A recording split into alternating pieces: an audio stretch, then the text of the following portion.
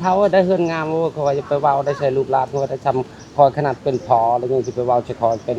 ให้เราเอาพอปะแม่นแนวลูกหลานตัวเองว่าลูกหลานตัวเองวะอีนวลเขาว่ายอกลิ้นเขาบ่แม่นแนวคอยเป็นพอเขาละเขาก็เอิ้นนาบ่าวโดยแม่นแน่ว่าจะเอาพวกเราก็ยังอยู่ลูกพวกเราอยู่ยังพระเจ้าว่าไอ้ทั้งพ่อเอาอื่นเอาเป็นเมียบ่หยอกบ่โดยจักหยอกจักเว้าเลยนะ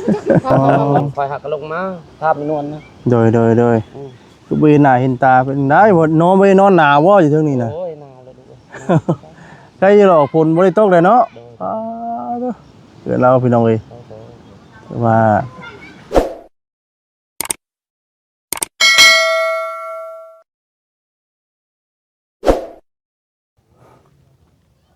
พี่น้องเนาะ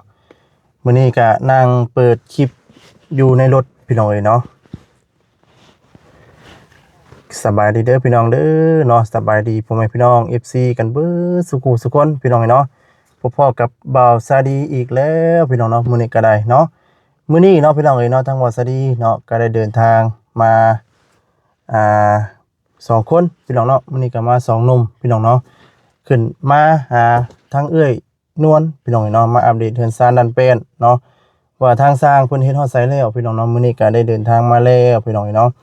จังใดก็ฝากเป็นกำลังใจให้ในเด้อพี่น้องเด้อเนาะฝากกดไลค์กดแชร์กดติดตามเนาะเป็นกำลังใจให้ทางบ่ซดีเนาะพี่น้องมื้อนี้ก็เดินทางมาอัปเดตเนาะพอดีว่าสร้างเพิ่นว่าไม่บ่พอพี่น้องเนาะไม่เป็นลมพี่น้องเนาะไม่เป็นลมบ่พอแผ่นนึงพี่น้องเนาะทางบ่แสนก็เลยได้ตัดแล้วก็จากไม้เป็น4เมตรเนาะก็ตัดให้มันเป็น2เมตรพอเขาจะได้แก้มาได้พี่น้องเนาะพี่น้องเนาะถือว่าสร้างเพิ่นก็เฮ็ดไว้อยู่เลยพี่น้องเนาะจากทางบ่าวสดีเนาะบ่ได้มามื้อนึงพี่น้องเนาะมาวันนี้ก็โตแล้วแหละพี่น้องเนาะใส่พุงใส่ผ้าเนาะแล้วก็ใส่ลูกติงเนาะพี่น้องเนาะลูกติงหน้าบ้านเนาะถือว่าโดดเร็วอยู่พี่น้องเนาะเพิ่นนี่ก็มาถึกประสบเพิ่นกินข้าวกินน้ำพักเที่ยงพอดีพี่น้องเนาะก็เลยสิเงียบแน่พี่น้องเนาะทั้งนอกนี่ก็ลมเลยพี่น้องเนาะลมช่วยอยู่พี่น้องเนาะโตคักหลายพี่น้องเนาะภาษาพี่น้องเนาะเดี๋ยวสิลงไปทักทายสบายดีเนาะเดี๋ยวถามไทยทางนวลเพิ่นพี่น้องเนาะเป็นจังใดพี่น้องเนาะเฮือนก็สิแล้วแหละพี่น้องเนาะภาษาพี่น้องเนาะพี่น้องเนาะ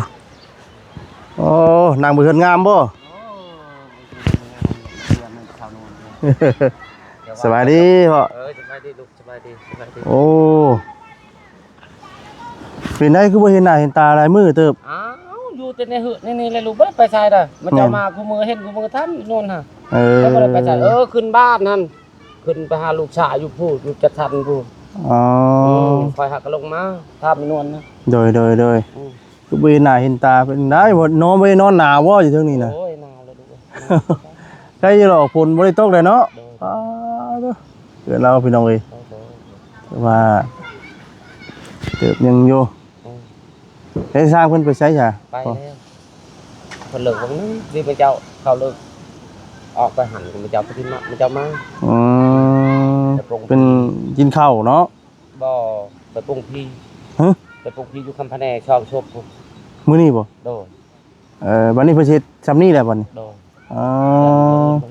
ต่อมื้อนี้หยุดเลยมื้อนี้ละหยุดเลย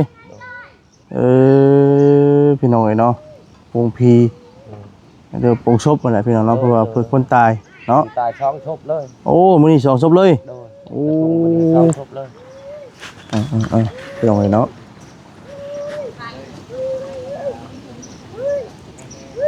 ทำปานนี้ติพี่น้องนั่นเราว่าโอ้เท่าได้เฮือนงามว่าเขาจะไปเว้าได้ใช้ลูกหลานเขาได้ทำคอยขนาดเป็นพอแล้วยังจะไปเว้าจะคอยเป็นให้เราเอาพอปะแม่นแนวลูกหลานตัวเองว่าลูกหลานตัวเองวะอีนวลเขาว่ายอกลิ้นเขาบ่แม่นแนวคอยเป็นพอเขาละเขาก็เอิ้นนาบ่าวโดยแ งินแน่ว่าจะเอาพวกเราก็ยังอยู่ลูกพวกเราอยู่ยัง ก็เจ้าว่าไอ้ทั้งพ่อเอาอื่นเอาเป็นเมียบ่หยอกบ่โดยจักหยอกจักเว้าเลยนะจักเขาบ่ก็สิคิดแนวนั้นเด้อพอขนาดอายุ5 60 50เลย นำได้บ่แซนระวังเหล็กตะปูหลุดเด้อ ยันว่าเอ้ยเว้าเด้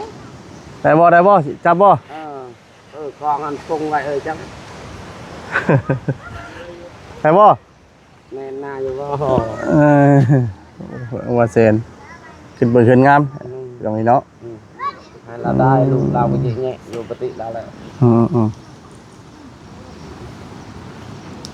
ว่าดังพ่อบ่ได้ตั้งพ่อยังก็ลืมชื่อเลยดอนพ่อดอน50 ปีบ่พ่อน่ะแม่น52นั่นเลย52 ปีอันนั้นแหละก็ว่าโน่นเอ้ยเอาเจ้ากับเฒ่าน่ะโน่คอยว่าชำลูกคอยละบ่แล้วคอยยาแล้วดอนชาวบ้านบ่หยอกบ่จักเขาว่าหยอกจักเขาว่าเลยตามดูว่าบ่คันว่าเอาแน่ๆเขาตายใช่บ่ยาแล้วคอยอยู่ดูเบิ่งลูกเบิ่งหลานคอยละยาแล้วโดยเขามาหาเฮาก็ร้านเขาบ่มาแล้วก็ยาคอยอยู่โดดเดียวแบบนี้แล้วร้านเอ้ยว่าเอาเจ้าบ่ทำลูกคอยโดย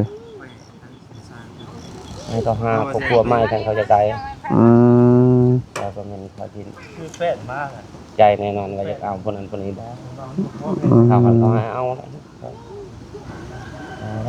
นี่จากพี่พายชมขึ้นแล้วว่าได้เฮือนใหม่แล้ว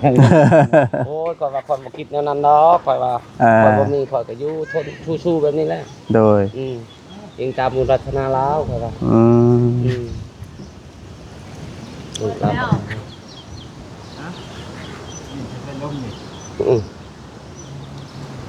เด็กไปแล้วเนาะ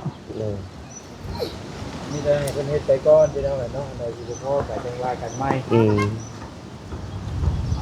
เด็กไปก่อนข้างโทรหาว่าใช้เศร้าพ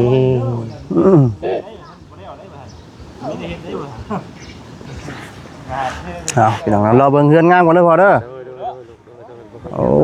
พี่น้องนี่เนาะเบิ่งเฮือนงามถือว่ามื้อนี้ก็เพิ่นก็เข้าฟ้าเนาะเข้าฟ้าเข้าแป้นลมพี่น้องเนาะมื้อนี้ก็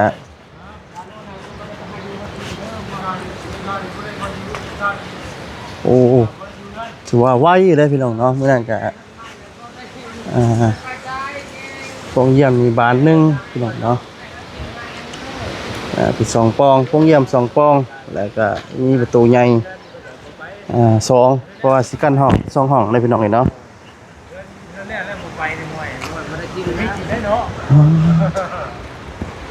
คือว่าเราอยู่เฝ้าอันไม่ตอกเนาะว่าคืนนั้นไม่ได้นอนทำนาบ้าคืออยู่ไกลมาเห่าหมดคืนเลย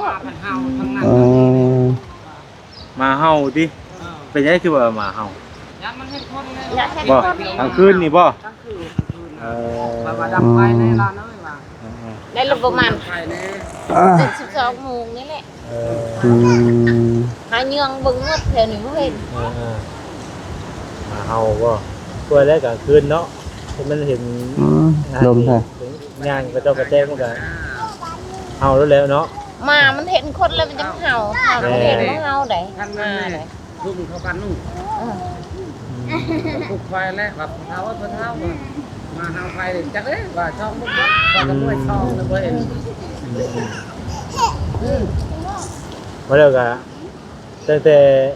มาอยู่นี่คือเรื่องมาเห่าตลอดเลยหักกะเห่าเป็นกลางคืนบ่หักกะเห่าคืนนึง2 คืนนี่นะลูกเอ้ยได้เห่าอันนั้นดอกเห่าธรรมดานี่แหละเนาะมื้อยังดอกพี่น้องเอ้ยใครดอกเครื่อง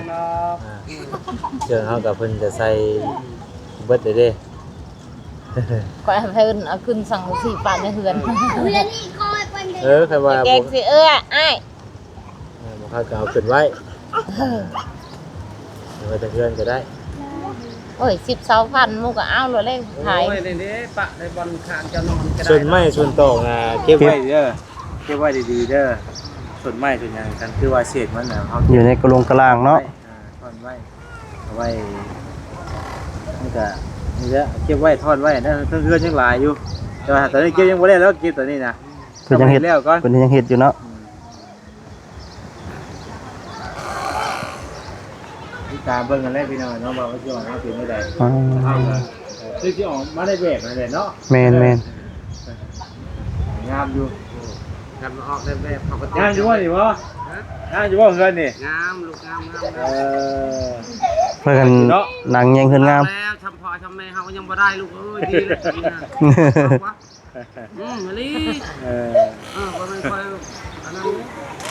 คนในบ้านค่ะว่าก็หมดเพื่อนบ้านอันนี้มีไฟเฮ็ด บ่มีไผได้ หมด ใน เด็ก บ้านมันนี่เด้อ บ่มีเลยตรงนี้บ่มีเลย หลังแรกเด้อบ่ ถือว่าเล่นกับหมู่ในหมู่บ้านเลยเนาะถือว่าเล่นกับหมู่เลยพี่น้อง แล้วจังหน่อยสิสลองให้จัง อยากแลกพอก็ว่าสุดโหดหน้าคนเลยเนาะ เขาเราลุมมาแต่เพิ่งแต่ลุมกับเขามาเขาทวงงามเนาะ โดบ่เคยเห็นจังคือเด้ในบ้านนี่มันบ่มีไผได้เด้ใดเพื่อนเดียวนี่แหละจังจำนวนนั้น เด้อ หมู่บ้านนี่มีเพื่อนแต่จำนวนนี่บ่คือหมู่เนาะ โดยเขามาเขาก็ทัก แต่ก็บ่ได้ลื่นหมู่แล้ววะก็สามารถทำเมืองอยู่แล้ววะ โอ้ยจากแล้วใจหมู่ลูกข่อยก็ทำบ้านจำเพื่อนข่อยแห่งบ่ได้หมู่มันข่อยก็อยากว่าจนว่าจะกล้าเห็นหน้ามาเจ้าอีกข่อยหันอายเลยลูกเอ้ยเฒ่าซำนี้แหละข่อยเว้าชื่อ อายยังเนาะ อายเลยโตเฒ่าขนาดนี้นะ สิได้สบาย อายเลยโตบ่มีหยังเนาะเอื้อนเบิ่งว่านอนกับชอบเห็นตะเวนเห็นดาวอยู่ อยากหัน เห็นฮอดดาวฮอดเดือนที่บ่ โดย เนาะส่องเห็นฮอดดาวฮอดเดือน ครับ ที่ โอ้ยลูกเอ้ยจนก้มหน้าไปเห็นหมู่ในบ้านนี่ก็อายหมู่หันเรียกว่าอายเขาเห็นวันแล้วรับรอหันแล้วอายเขาลูกเอ้ยโตอายุ50-60แล้วคอยเว้าทีอายโต เนาะก็หาไปแล้วเฮาก็เนาะ ชูๆไปนี่นะ ได้ใหม่ก็มี เขาว่าเอาอย่างนี้สิเอาเท่านวลเชียวโอ้ยเขาว่าช้ำลูกคอยเลยยาเลย บ่ยังไหน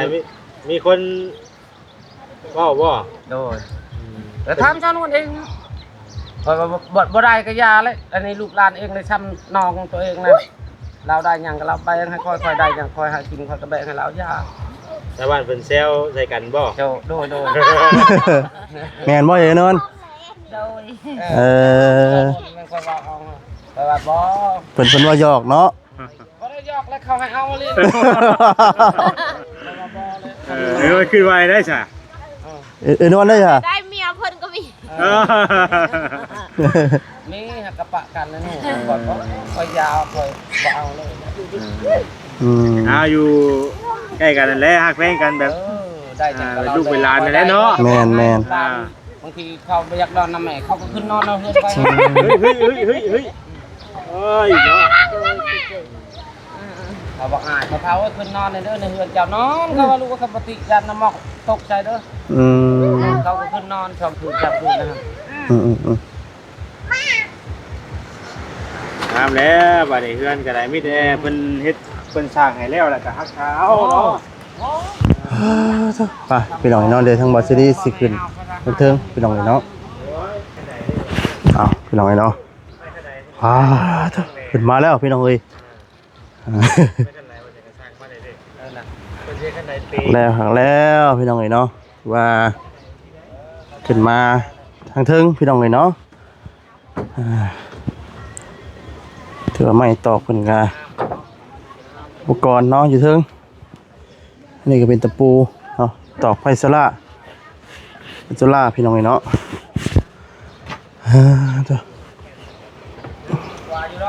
นี่กระโปรงเยี่ยมพี่น้องเนาะ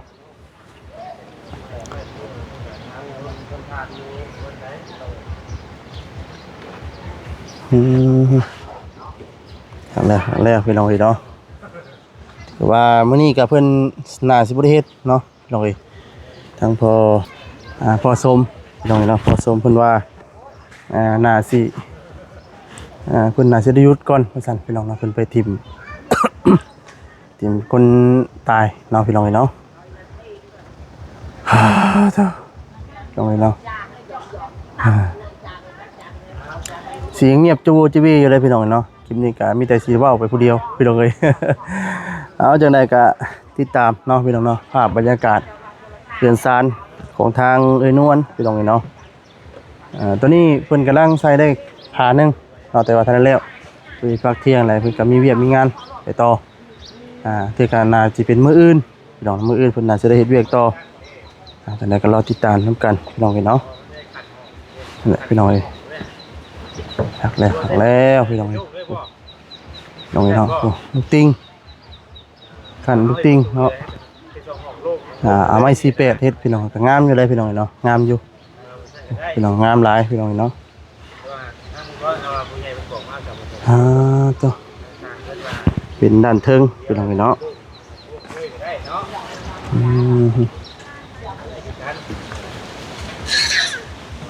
ใส่ประตูเรื่องดีกว่าของโลกได้แต่หลายพี่น้องถือว่าทิวทัศน์นี่โอเคเลยพี่น้องเนาะโอ้น้องเนาะทิวทัศน์โอเคหน้าบ้านเพื่อนซันทั้งเพื่อนกับเนาะหันหน้าไปที่นี่ก็เป็นหนองสะหนองน้ำพี่เป็ด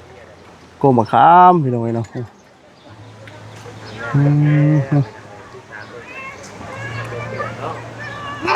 ไม่ตัวนี้เพื่อนอาจสิจงเป็นเห็ดไปบันไดกันได้พี่น้องเนาะ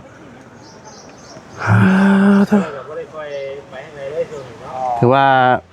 เพื่อนสีมุ้งนี่ตอนสุดท้ายพี่น้องเนาะมุ้งคือเพื่อนสีใส่เป็นฟ้าขาวฟ้าอะไรก็ใส่วงกบขันห้องแล้วก็ถือว่ามุ้งสังสีนี่ขั้นสุดท้ายนะพี่น้องนะถือว่าสำเร็จเลยเรียกว่าเพื่อนสีขาวฟ้าเลยว่ามุ้งสังสีแล้วก็จัง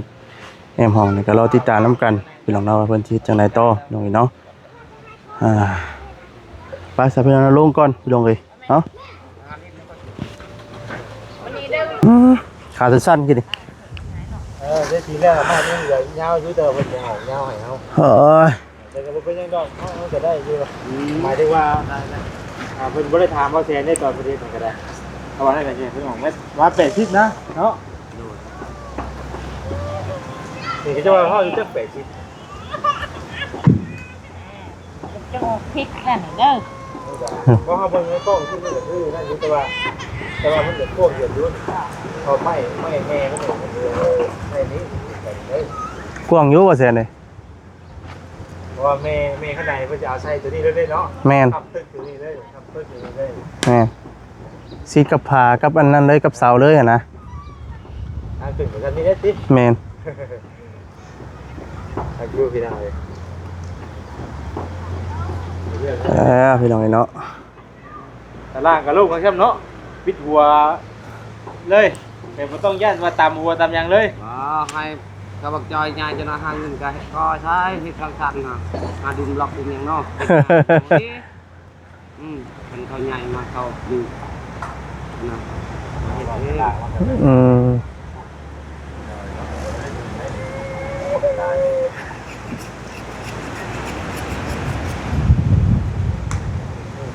รรยากาศลมๆพี่น้องเนาะ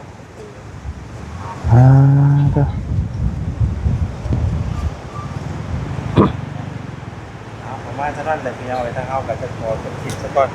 วันนี้ก็เอามาอัปเดตเพื่อนบางท่านเนาะที่ติดไม่ใจ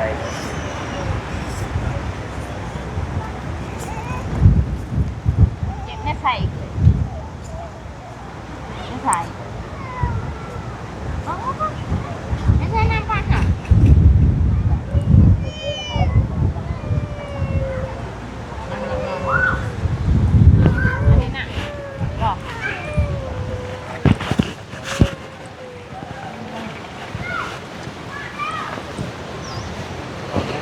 หน่อยเนาะ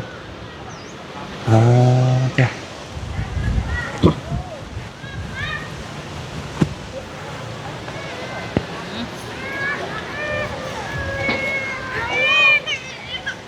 สาพี่น้องเนาะสำหรับที่นี่ทางบอสดีกับเซเล่ขอจบคลิปซะก่อนเนาะพี่ปัจจัยก็ขอโทษขออภัยได้พี่น้องเด้อเนาะครับว่าคำจาใดทางบอสดีเนาะ บ่บ่นันฮูเนาะขอโทษขออภัยนำพี่น้องนำลาพระจากไปก่อนแล้วเนาะอยู่ดีมีแฮงทุกท่านทุกคนเนาะที่เข้ามารับชมคลิปในช่องทางบ่สรีในมื้อนี้เนาะขออยู่ดีมีแฮงสุขภาพร่างกายแข็งแรงเพื่อทุกท่านทุกคนเด้อพี่น้องเด้อเนาะนำลาไปก่อนเนาะสำบายดีพี่น้องเอ้ย